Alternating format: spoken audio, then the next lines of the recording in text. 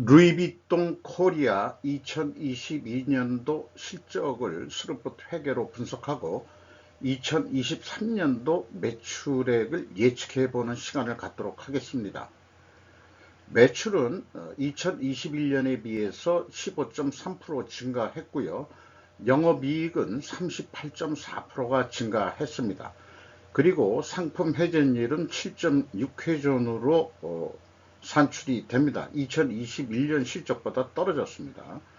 내용이 좋았다고 생각하시면 구독, 좋아요 부탁드리고 필요하시면 배속 보시기를 바랍니다. 이 소개 글은 그 제조 회사에 대한 것이 주종이겠습니다만은 상품 유통업은 가공비가 대부분 없습니다. 그래서 적용이 안 된다기보다는 상품 유통업도 그 재고 회전율이 영업성과에 영향을 받는다 하는 것은 변함이 없습니다. 그런 점을 소개하면서 진행을 해 보도록 하겠습니다. 먼저 원가회계 손익으로서요, 매출이 1조 거의 7천억 원대를 달성해서 이거를 제가 처음 보는데, 야, 이 가죽 가방 팔아 가지고 이렇게까지 그 매출이 올라가나 깜짝 놀랐습니다. 우리나라 이 명품, 그 럭셔리한 제품들이 이렇게 많이 팔리나 깜짝 놀랐습니다. 저 같은 수준에서는 15.3% 증가했어요. 근데 상품 재고가 너무 많이 증가했습니다. 53.2%나 증가한 것은 뭐 원가 회계에는 뭐 이상은 없습니다만은 스루프 관점에서는 바람직하지 않습니다. 이 매출 원가가 조금 더 올랐죠. 그래서 매출 총이익이 13.4% 감소했고 매출 총이익률 0.6% 하락했습니다. 판매 관리비가 또 줄어들었네요. 그래가지고 영업이익이 4,177억 원대로서 전년보다 38.4%가 증가했습니다. 영업이익률 24.7%면 25%면은 거의 100원짜리 팔면은 25원이 남는다. 유통업에서 이렇게 영업이익률이 높은 업종 쉽지 않습니다. 매우 고가로 물건이 팔린다. 근데 이거 전년도는 영업이익률이 20.6%였는데 고가 전략이 뭔가 먹혀가고 있다는 얘기고, 또 나중에도 말씀드리겠습니다만은 이 한국 경제가 저성장 기조 속에 들어가고 있는데 좀 생각해 볼 게 많네요. 또 그 원가 생산성, 전체적인 원가 생산성도 0.07포인트 상승했습니다. 스루프 회계에도 영업이익은 결론은 같습니다. 이거를 상품 매출 원가를 상품 매출 재료비라고 매출에 변동하는 변동비 성격으로 인식하는 거죠. 이게 16.4% 증가했습니다. 그래서 그 매출 증가율보다 더 높게 증가했다는 얘기는 상품 매입 가격이 아마 인상이 됐을 것이다. 그 수입품이 수입 가격이 올랐을 거다. 이렇게 볼 수 있겠죠. 물론 이제 환율 영향도 받는 게 있을 거라고 생각은 합니다. 그래서 스루풋도 그 뭐 매출 총이익률하고 같고요. 그 다음에 이제 그 가공비가 없는 거고 판매 관리비 16.3% 감소했습니다. 생산성 0.78포인트나 크게 증가했습니다. 스루픈 영업이익과 원가회계 영업이익은 차이가 없습니다. 이것은 가공비 배부 재고자산이 없기 때문입니다. 재고자산 내역을 보면은 상품이 1,406억 원대로서 전년보다 488%나 증가했어요. 아니, 488억 원이 증가했습니다. 매우 많게 증가했죠. 2021년도 47억 분이 증가를 안 했는데, 요것이 많이 팔릴 거라고 가져온 건지 아니면은 또그 상품 매입 가격이 인상이 돼서 그런 건지 아마 수량도 많이 늘었을 거라고 봅니다. 근데 바람직하기는 이 재고 명세는 여기 나와 있는 양식대로 평가 손실 요것도 그 재고 명세표에 표시해 주고 타개정 대책, 그러니까 상품 매입액, 상품 판매액, 원가로, 원가죠. 매출액이 아니고, 어, 그냥 이 매입 단가로 그냥 그대로 떨어야 되는 겁니다. 출고액도. 그래가지고 출고액이 얼마다. 타개정 대체라는 것도 있어요. 그래서 기말 재고가 얼마다. 이렇게 그 해줘야 보다 그 회계 투명성이 올라갈 수 있다. 이렇게 좀 말씀드릴 수 있겠고. 비용의 성격적 분류 내용에서 그 일반적인 그 비성분 표는 그 공시되는 게 없습니다. 그 감사 보고서상에는 요 항목이 없어요. 그러나 이제 제가 그 분석용으로 이런 표를 만들어 봤습니다. 재고자산의 변동 마이너스로 표현되는 것은 요거는 재고가 증가했다는 얘기고요. 상품 매입액은 그대로 이 데이터에 있는 거, 손익계산서에 있는 거 적용한 거고요. 타계정 대체라는 게 있습니다. 아까 그 재고자산 흐름 명세에 타계정 대체액도 써야 된다. 그러면은 상품이 뭔 일로 타계정 대체가 됐겠느냐? 그게 좀 궁금하긴 하겠죠. 그래서 일반적으로 이게 그 상품 유통업이다 보니까 이 상품을 매입을 해가지고 어떤 그 매장 전시용이라든지 또는 어떤 그 선물용이라든지 이런 용으로 또 판공비 성격으로도 쓸 수 있는 거라고 생각합니다. 그러니까 돈으로 쓰는 게 아니고 물건으로 홍보를 하는 거. 또 요게 잘못된 경우에는 이제 뇌물로도 그 뇌물 선물, 성물성 뇌물 이런 거로도 좀 쓸 수 있겠죠. 그래서 ABC를 더한 게 매출원가 재료비라고 부르고 있는데 1조 625억 원이나 됩니다. 16.4% 증가했습니다. 운영비용이 판매관리비인데 이게 16.3% 감소했고요. 매출이 증가하는데도 판매 관리비를 어떻게 줄일 수 있었는지 매우 궁금합니다. 그래서 그 합계액, 그 매출원가 판매관리비의 합계액은 1조 2,745억 원이나 되네요. 9.3% 증가를 했습니다. 그리고 여기 총 제조 비용은 그 매출원가 더하기 재고자산의 변동액인데 이 상품 매출원가에다가 재고자산의 변동액을 포함한 거를 요게 그 제조업 용어로 제가 쓰고 있는 겁니다만은 요거를 뭐라고 명명해야 될지 총 상품 뭐라고 할까요? 이 매입까지의 금액 매입 합계 재고까지 포함해서 이런 성격이 되겠습니다.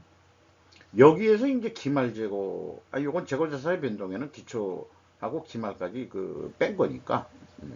어쨌든 그냥 가름해서 좀 이해를 해 주시기 바랍니다. 재고자산 매출원가 회계 투명성 검증 3단계로서 뭐 일치합니다. 1단계, 2단계 다 일치를 하고요. 사실 뭐 제가 맞춰준 수치이기도 하지만은 이것은 이런 양식이 없더라도 손익계산서에 기말상품, 기초제품 이런 거로 했기 때문에 뭐 맞는다고 그렇게 이제 인식을 할 수 있겠어요. 현금 흐름표 기준 전체 재고자산의 증가액이 이제 이 경우 좀 중요하다고 보는데 이걸 현금식으로 읽으면은 현금이 652억 원이 나갔어요. 근데 장부상으로 493억 원이 남았다. 그러면은 158억 원의 현금이 어디로 날라갔느냐? 어디 껌 사 먹었느냐? 이 돈 어디다 횡령한 거 아니냐? 그거이 아니고 재고자산 평가손실액이 158억이나 됩니다. 이건데 요게 이 금액이 좀 이상해요. 자, 2021년도에 평가손실 금액이 나와봐야 1억 2,500만 원뿐이 안 됐습니다. 이게 가죽 제품 주로 루비통 가방이죠. 여성 럭셔리한 명품들이 주종이라고 보면은 상식적으로 그게 무슨 평가 손실을 당할 게 있습니까? 수해를 당해가지고 뭐 물에 어떻게 잠긴 적이 있나요? 그런 건 아닐 건데. 그러면은 왜 이렇게 평가 손실액을 많이 잡았겠느냐? 그러니까 평가 손실액을 많이 잡으면은 어떻게 됩니까? 재고 금액이 줄죠. 재고 금액이 줄면은 매출원가가 늘어납니다. 매출 원가가 늘어나면 이익이 적게 나오도록 조정했다고 의구심을 낼 수 있는 상황이다. 법인세 적게 내려고 그렇게 하는 경우가 그래서 그 결산하는 그 어카운터들 회계쟁이들이 요런 머리들이 좀 잘 돌아간다. 이렇게 저는 해석을 하죠. 너무 과합니다. 재고자산 평가. 그러니까 내년에는 또 수틀리면 평가손실 환입을 잡을 거예요. 2023년도 올해 거 결산 어떻게 되는지 나중에 두고 보기로 하죠. 운영비용에 있어서 인건비가 498억 원이 집행이 됐는데 전년보다 17.7% 증가했어요. 그런데 비상장 기업이니까 이 직원 수 공시는 안 하게 돼 있는데 인터넷에 검색한 거에 의해서는 2021년 말 직원 수가 867명입니다. 2022년도는 확인되지 않습니다만 그대로 간다고 가정했을 때 2021년도 평균 임금이 1억 9,500만 원입니다. 인당 평균 임금이. 그러면은 2022년도는 2억 한 3천만 원. 우리나라 어떠한 초대기업이라도 이런 평균 임금이 1억 한 2, 3천까지는 모르겠는데 2억 원이 넘어간다면은 임금마저도 럭셔리한 업종이다. 많이 남으니까 월급을 또 많이 주는 모양이죠. 그렇습니다. 그래서 인당 평균 매출액도 인상을 해줬으면서도 뭐 직원 수가 얼마가 실질적인 모르겠지만 인당 매출액도 크게 늘었습니다. 한 사람당 20억씩 판다. 대단한 그 실적이죠. 지급 수수료가 15.2% 증가했습니다. 그러니까 이 어떤 그 직영 판매가 아닐 거기 때문에 판매 수수료도 꽤 그 월급보다도 한 3배 정도 더 나가죠. 그러니까 유통업에서 이거를 이익을 챙기는 건데 직원 월급보다는 조금 올려줬다. 이렇게 볼 수 있겠네요. 뭐 물론 이 전체 이 절대액이 판매 수량이 늘어나는 것도 있겠지만 그렇습니다. 자, 경영평가 지표로 와서 재고 회전율, 상품 회전율이라고 표시를 안 했어요. 그냥 양식 그대로 쓰고 있습니다. 10.5 회전했었는데 7.6 회전으로 떨어졌어요. 재고가 그렇게 늘어나니 재고 회전율이 줄어들 수밖에 없죠. 수르픈율도 0.6% 하락을 했습니다. 생산성은 근데 반대로 증가했어요. 그러니까 이런 경우에는 판매 가격을 매우 많이 인상을 시켰다. 이렇게 볼 수밖에 없을 겁니다. 차입금이 없는 회사죠. 무차익 경영을 하고 있고, 그 다음에 이 투하자본 이익률, 이런 수치도 저 머리 털라고 처음 봅니다. 그러니까 자기 투하자본 이익률, 투하자본보다 내가 이 전체 투하자본이 1억 가지고 했는데 이익률이 1억이 넘는다는 얘기예요. 이런 논하는 장사가 세상에 어디 있겠느냐 이런 생각이 들어갑니다. 참고적으로 매출채권 회전율 1년 동안에 20회전했으면 1년이 12달이니까 수금을 빨리빨리 한다. 이제 카드로 긁고 뭐 한다 그래도 이게 작년에는 17회전이었고 그 다음에 매입 채무는 좀 대금 수입 대금이겠죠. 좀 느려졌네요. 그래서 여기 나와 있는 대로 상품 회전율 하락과 수르픈율 하락 순방향은 투명하게 개연성 가정을 합니다. 이 투명성도 입증을 해야 되는데 여기 원재료라고 써있는 상품 매입 가격 상승과 그 다음에 판매 가격 하락으로 입증해야 된다. 그런데 그게 그렇게 이 판매 가격이나 상품 매입 가격을 공시는 하지를 않죠. 의무사항도 아니고 지금까지 얘기한 것을 논리도구로 한번 표현을 해본 거고요. 투명 회계를 위해서는 수량으로도 재고 회전율을 좀 해보고 싶습니다. 만약에 그쪽에 내부 감사를 한다면 말이죠. 그렇게 좀 생각이 들고요. 그 다음에 이제 아까 말씀드린 대로 그 재고 흐름으로 또 공시를 해야 된다. 요거는 미리 말씀드린 거고요. 상품 매입 가격과 판매 가격은 우리 단가는 확인할 필요는 없습니다. 그래서 2022년도 실적을 가지고 2023년도 매출을 예측해 보면은 제가 무슨 점쟁이도 아니고 그 증가율만큼 증가한다. 어저께 팔린 만큼 내일도 팔릴 것이다. 라는 우리는 단순하게 생각을 합니다. 그러면은 재고가 53%나 증가했었는데 너무 많이 올랐다. 그러니까 이게 25%만 올라가는 거로 하자. 그러면은 2조 원 정도 팔아가지고 그 5,400억이나 남는다. 25% 아까 정도 남지 않습니까? 그러니까 딱 그 정도 남죠. 더 남는 것 같아요. 근데 재고를 줄인다면 어떻게 되느냐? 영업이익이 그 4,747억 원으로 줄게 되어 있습니다. 한 700억 줄게 되어 있습니다. 이렇게 되어 있습니다. 한국의 저성장 기조인 속에서도 럭셔리 제품들은 상승을 유지할 듯한 것 같다. 2023년도에도. 왜냐하면 소득 격차가 벌어지더라도 상류층은 더 벌 수 있을 것이기 때문이다. 라고 저는 그렇게 가정을 해 봅니다. 그러면 스루푸스루는 어떻게 예측을 하느냐 그러면은 있는 실적을 가지고 해보면은 1조 9천억 정도면 나올 거다. 이거를 그 매출액 그 사업 계획이라기보다는 판매 가격 루비통 가방 하나가 원가 회계상으로는 200만 원이라고 보면은 190만 원 팔아도 충분히 남겠죠. 그래서 한 4,500 남게 돼 있어요. 그래서 그래도 더 욕심을 낸다 그러면은 재고 회전율 실적이 아까 7.6회전이었는데 8.5회전까지 12.5% 상승을 시켜보자. 왜 10만원 싸게 해가지고 할인 행사를 하든지 럭셔리 제품은 너무 많이 그 할인해서는 또 안 되겠죠. 그러면은 매출이 2조 1천억 원대를 달성해서 원가 회계가 예상하는 만큼 5,343억 정도 날 수 있을 거다. 그러니까 핵심은 재고 회전율을 올려라. 제 얘기의 결론은 그거라고 할 수 있겠습니다. 스루풋은 그 190만 원에 팔아도 충분하다는 것을 얘기해주고 있고 원가 회계 기준은 200만 원으로 팔아야 된다.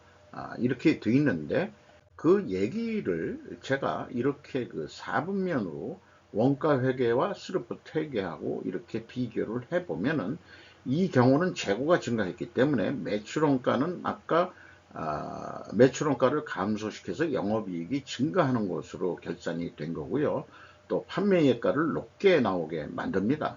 그래서 그 재고의 증가는 뭐 GDP가 뭐 저기 GDP에는 그 재고 증가라는 것도 들어가 있습니다. 인베스트먼트 투자, 재고 투자도 그것이 이제 원가 회계의 사고 방식인데 지금 스루프상으로는 뭐 제조업이 아니기 때문에 동일하게 나오지만은 판매액가는 그래도 적게 나오게 됐습니다. 그래서 그 인플레이션 완화 효과가 있다. 디인플레이션이다. 이렇게 그 얘기가 될 수 있을 것 같아요. 그래서 지금 그 우리나라가 뭐 우리나라도 물가를 좀 잡는다, 소비자 물가를 잡는다, 그 생필품이라든지 뭐 이런 게 있습니다만은 좀 그 럭셔리 제품들도 조금 그 호흡을 좀 맞춰줘가지고 조금이라도 더 좀 싸게 팔아야 되지 않겠느냐 이런 생각을 하게 됩니다. 그리고 일반적으로 수급을 할 때는 이게 생략했던 겁니다만은 현금 재무지표로서 그 캐펙스 이 자본적 그 지출은 투자한 게 없고요. 플러스면은 이제 감소했다는 뜻이고요. 그 다음에 그 EAT 세후 현금 순이익은 4,088억 원으로 산출이 됩니다. 그리고 현금 수익률로는 104%나 됩니다. 이게 아까 그 ROIC로 얘기한 거나 유사하게 나오죠. 이자 부채 없죠. 넉넉하니까. 주주임금 현금 흐름이 있는데 이게 이익배당입니다. 그게 투하 자본으로 따진다면은 그 이익배당률이 57.3%나 된다. 국내 기업에 이런 기업, 제조업에 이런 기업 없습니다. 기껏해야 상장 회사라도 뭐 5% 주면은 많이 주는 거죠. 금리가 뭐 3.5% 뿐이 안 되는데 한국에서 그 장사를 해가지고 얼마나 이익이 남은 돈에서 57.3%를 이익배당으로 가져갔다. 한국 기업이라면 기업 내 이익잉여금, 여기 나와 REM, 이거로 그 여축을 할 거예요. 그게 뭐 300%다, 400%다, 뭐 이렇게 하는데, 한 40% 뿐이 안 가지고 있죠. 그러니까 버는 즉시 얼마 안 남겨놓고 다 가져간다. 이런 얘기가 되겠네요. 그래서 그 회사 전체적인 잉여 흐름은 그 1767억 원이 되겠습니다. 이상 그 루비통 코리아 2022년도 실적을 분석하고 2023년 매출액을 예측해보는 시간을 가져봤습니다. 감사합니다.